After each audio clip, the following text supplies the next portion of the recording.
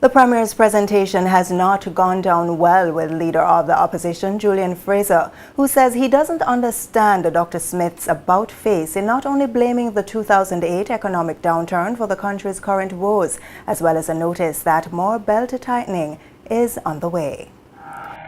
I find for the Premier to be blaming the recession of 2008 for the current financial woes of the territory in 2016 to be disingenuous and a definite non-starter, given his categoric denouncement of the VIP government of the period for their rightful association of the territory's economic challenges with the very worldwide phenomenon of 2008.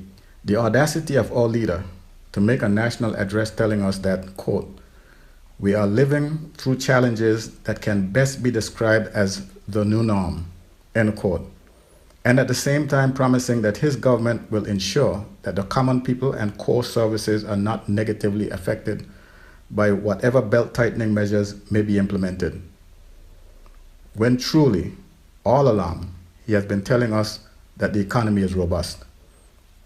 Mr. Fraser says the Premier's argument that the Panama Papers saga and de-risking measures are severely impacting the financial sector are too late in coming and found him wanting. The beating he claims that financial services is taking at the hands of the Panama Papers is something he should have seen coming, given that the International Consortium of Investigative Journalists has been clear and relentless in their pursuit of money launderers and tax evaders, with the BVI being one of their main targets.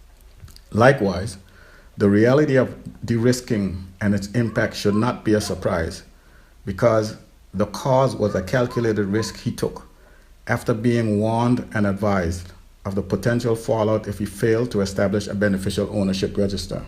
The opposition leader says he's convinced the Premier is withholding vital information from the country.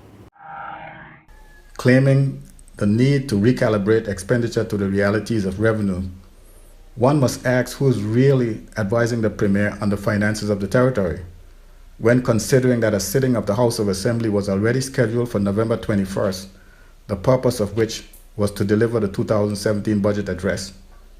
Didn't he know all this then? What could have changed in his revenue projections since then? I am concerned that the Premier knows far more than he's letting on, and that we might be in for far more rougher ride than we think. Mr. Fraser did not allow Dr. Smith to skate on the turn of events involving the Rosewood Little Resort, which the Premier said would reopen in 2018. The Premier has a tendency to assume that we are not paying attention. Case in point is the way he plays down the impact the closure of Rosewood Little Dixby has on the economy of Virgin Gorda and the BVI as a whole, by pretending that only the 132 employees were affected and how hard his government is working to place them. I recently learned that one vendor to Little Dixby alone has lost sales value several $100,000 over the period.